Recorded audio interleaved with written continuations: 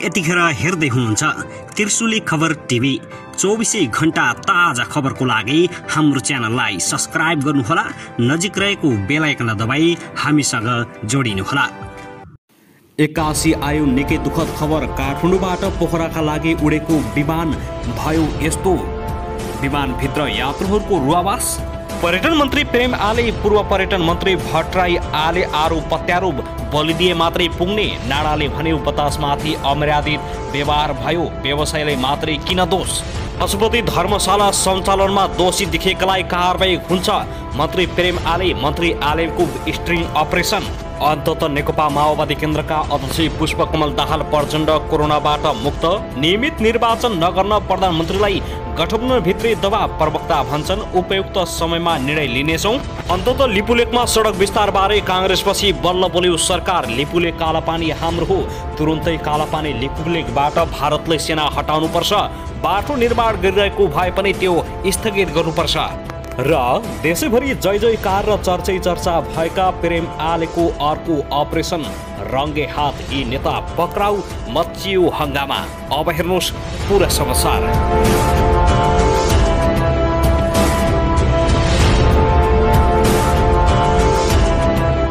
दर्शकबिन नमस्कार, तपाईहरूलाई हार्दिक स्वागत छ हाम्रो च्यानल त्रिशुली खबर टिभीमा। यदि हाम्रो च्यानललाई अहिलेसम्म सब्स्क्राइब गर्नुभएको छैन भने सब्स्क्राइब गरी नजिक रहेको बेल आइकन दबाई हामीसँग जोडिनुहोला। दर्शकबिन फेरि पनि हामी तपाईहरुमाझ निकै महत्त्वपूर्ण खबरका साथ उपस्थित भइसकेका छौँ। यो भिडियोलाई अन्तिमसम्म हेरी हामीले साथ दिनुहोला। दर्शकबिन हाम्रो मेहनतको लागि एउटा सानो लाइक गर्न भने नभुल्नुहोला। कहाँदेखि हेर्दै हुनुहुन्छ, के भन्न चाहनुहुन्छ, आफ्नो मनमा लागेका प्रतिक्रिया अवश्य पनि कमेन्ट गर्न नभुल्नुहोला। दर्शकबिन त्यसैगरी प्रधानमन्त्री शेरबहादुर देउवालाई संविधानत नियमित निर्वाचन नगराउन सत्तारूढ गठबन्धनभित्र दबाव बढेको छ। 2074 साल वैशाखमा सम्पन्न स्थानीय तहको निर्वाचनबाट निर्वाचित जनप्रतिनिधिहरूको कार्यकाल सकिने लाग्दा वैशाखमा स्थानीय तहको निर्वाचन नगराउन सत्तारूढ गठबन्धनका दलहरूले नेपाली काङ्ग्रेसका सभापति समेत रहेका प्रधानमन्त्री देउवालाई दबाव दिएका छन्। सत्तारूढ 5 दलीय गठबन्धनका मुख्य घटक नेकपा माओवादी केन्द्र र नेकपा एकीकृत समाजवादी स्थानीय निर्वाचनको सट्टा पहिले संसदीय निर्वाचन गर्न वा तीनवटै तहको निर्वाचन एकैसाथ गर्न प्रधानमन्त्री देउवालाई दबाव दिएका हुन्। निर्वाचन आयोगले स्थानीय तहको निर्वाचन तयारी थाल्दै राजनीतिक दलहरूसँग छलफल गरिसकेको छ। आयोगले एकै चरणमा निर्वाचन गर्नुपर्दा 2079 वैशाख 22 गते र 2 चरणमा निर्वाचन गर्नुपर्दा 2079 वैशाख 14 र 22 गते निर्वाचन गर्न प्रस्ताव गरेको छ। संविधानत हरेक 5 वर्षमा हुनुपर्ने स्थानीय तहको निर्वाचनको मिति तोक्ने अधिकार मन्त्री परिषदमा निहित रहेको छ। सत्तारूढ दलहरूबीच निर्णयबारे साझा धारणा नबनेका कारण स्थानीय तहको निर्वाचनबारे अनिल बढेको हो। सत्ता गठबन्धनभित्र चुनाव सार्ने पक्षमा माओवादी र नेकपा यसलाई राष्ट्रिय जनमोर्चाले साथ दिएको छ। जनता समाजवादी पार्टीले भने नियमित चुनावको पक्षमा निर्वाचन आयोगको बैठकमा अभिव्यक्ति दिएको थियो। नेकपा विभाजनका दौरान क्षति बेहोरेको नेकपा माओवादी केन्द्र र नेकपा एमालेबाट विभाजित नेकपा एकीकृत समाजवादी दुवैले प्रधानमन्त्री देउवा समक्ष पहिले संसदीय निर्वाचन गर्न प्रस्ताव गरेका छन्। अधिकांश स्थानीय तहमा नेकपा एमालेको नेतृत्व रहेकाले नियमित निर्वाचन गर्दा एमालेले स्थानीय सरकारको साधन स्रोत परिचालन गर्ने माओवादी र नेकपा यसको बुझाइ छ। 2074 सालमा तेस्रो चरणको स्थानीय निर्वाचन भएको मितिलाई आधार मानेर अधिकांश स्थानीय तहको नेतृत्वविहीन राखेर संसदीय निर्वाचनमा जानु उपयुक्त हुने उनीहरूको बुझाइ छ। ती दुई दलले एकपटक तिनै तहको निर्वाचन गर्न सकिने प्रस्ताव पनि गर्दै आएका छन्। तिनै तहको निर्वाचन एकैसाथ हुँदा गठबन्धन कायम राखेर अधिक लाभ लिन सकिने उनीहरूले बताएका छन्। गठबन्धनको समन्वय समितिमा रहेका एक नेताका अनुसार वैशाखमा स्थानीय तहको निर्वाचन गर्नुभन्दा संसदीय निर्वाचन पहिले गर्नु उपयुक्त हुने सुझाव आएको छ। माओवादी र समाजवादीका साथीहरूले एकैसाथ चुनाव गर्ने वा वैशाखको चुनावको सट्टा असोजमा स्थानीय चुनाव गर्ने प्रस्ताव ल्याउनु भएको छ, ती नेताले भनेका छन्।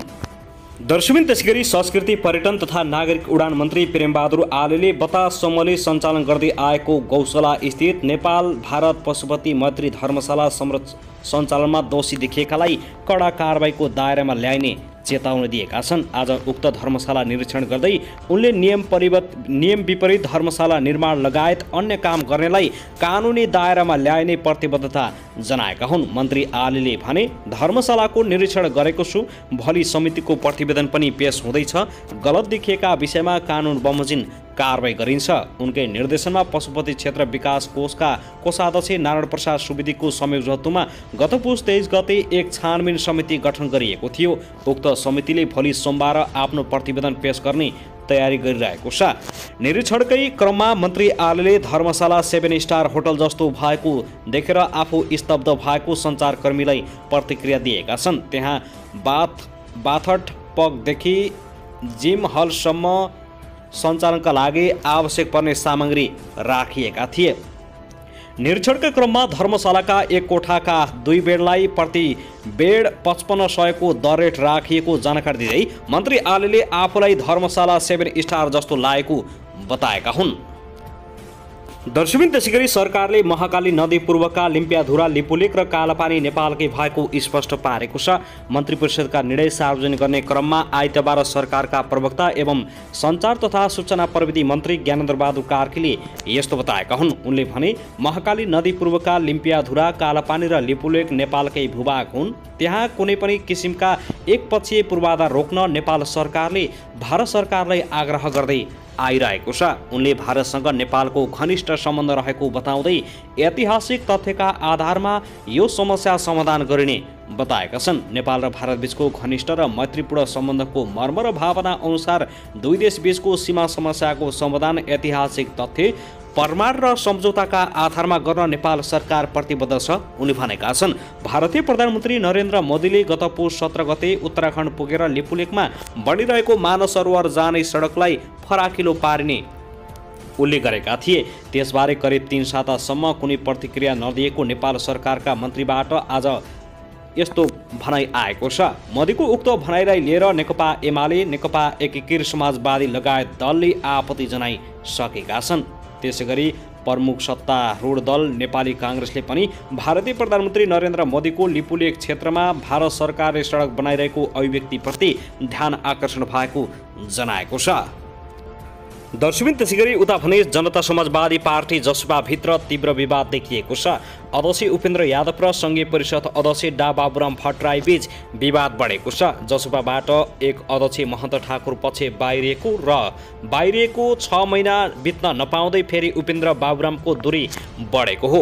एमाले अध्यक्ष केपी शर्मा ओली बहिर्गमनको लागि एकमत बनेका उपेन्द्र बाबुराम पछिल्लो समय खटपट भएको छ। प्रधानमन्त्री शेरबहादुर देउवा नेतृत्वको गठबन्धन सरकारमा पार्टीको तर्फबाट मन्त्री पठाउँदा अध्यक्ष यादवले एकलौटी गरेदेखि सङ्घीय परिषद अध्यक्ष भट्टराईसँग दूरी बढेको हो। त्यसो त अध्यक्ष यादवले सरकारमा मन्त्री पठाउँदा मात्रै नभएर पार्टीका तर्फबाट राष्ट्रिय सभाको निर्वाचनको उम्मेदवारी चयनमा समेत एकलौटी गरेको भट्टराईले आरोप लगाएका छन्। अध्यक्ष यादवले पार्टीमा एकलौटी गर्न थालेपछि डा बाबुराम भट्टराई भने पार्टीमा शक्ति आर्जनमा केन्द्रित भएको उनी निकट स्रोतले बताएको छ। अध्यक्ष यादवसँग बाबुराम मात्रै नभएर सरकारमा रहेका मन्त्रीहरू समेत असन्तुष्ट भएका छन्। अध्यक्ष यादवले पार्टीलाई एकलौटी चलाउन खोजेपछि असन्तुष्ट पक्षले कार्यकारिणी समितिको बैठक राख्न दबाब दिइरहेका छन्, तर अध्यक्ष यादव तत्कालै बैठक राख्ने पक्षमा छैनन्। 2 जना कार्यकारिणी अध्यक्ष व्यवस्था गरेको जसपामा एकलौटी रोक्नकै बाबुरामलाई अर्को अध्यक्ष बनाएर अशोक राईलाई सङ्घीय परिषद अध्यक्ष बनाउन पार्टीभित्र बलियो आवाज उठेको छ। असन्तुष्ट पक्षले 2 अध्यक्ष बनाउनु पर्ने अडान राख्दै गर्दा यादव समूहले एकल अध्यक्षलाई स्थापित गराउनुपर्ने अडानमा उभिएको छ। दर्शकबिन त्यसैगरी कोरोना भाइरसको सङ्क्रमण बढ्दै गएपछि सरकारले सबै प्रकारका आमसभा, भेला र जुलुस रोक्ने निर्णय गरेको छ। माघ मसन्तसम्म धेरै मान्छे भेला हुने कार्यक्रम गर्नमा रोक लगाइएको सरकारको प्रवक्ता तथा सञ्चार मन्त्री ज्ञानेन्द्र बहादुर कार्कीले जानकारी दिएका छन्। आइतबार मन्त्री परिषदको निर्णय सार्वजनिक गर्दै उनले भने सबै प्रकारका आमसभा, जुलुस, भेला माघ मसन्तसम्म सञ्चालन नगर्ने, गोष्ठी बैठक भर्चुअल माध्यमबाट गर्ने, भौतिक उपस्थितिमा स्वास्थ्य परीक्षण गरेर 25 जना कम गर्ने, माघ 7 गतेबाट खोप अनिवार्य गर्ने निर्णय गरेका छौँ। उनले फिल्म हल, डान्स बार, दोहोरी लगायत मान्छेको धेरै जम्मा हुने स्थानमा माघ 15 गतेसम्म बन्द गर्ने निर्णय भएको बताएका छन्। विद्यालय पनि सोही मितिसम्म भौतिक उपस्थितिमा बन्द गर्ने उनको भनाइ छ। त्यस्तै प्रतिनिधि सभाको सोमबार बोलाएको बैठक कोरोना महामारीको कारण देखाउँदै माघ 16 गतेसम्मका लागि स्थगित भएको छ। संसद सचिवालयले आज एक सूचना जारी गरी अर्को बैठक माघ 16 गते बस्ने गरी सारिएको जानकारी दिएको हो। यसअघि पुस 28 मा तोकिएको बैठक भोलिसम्मका लागि सारिएको थियो।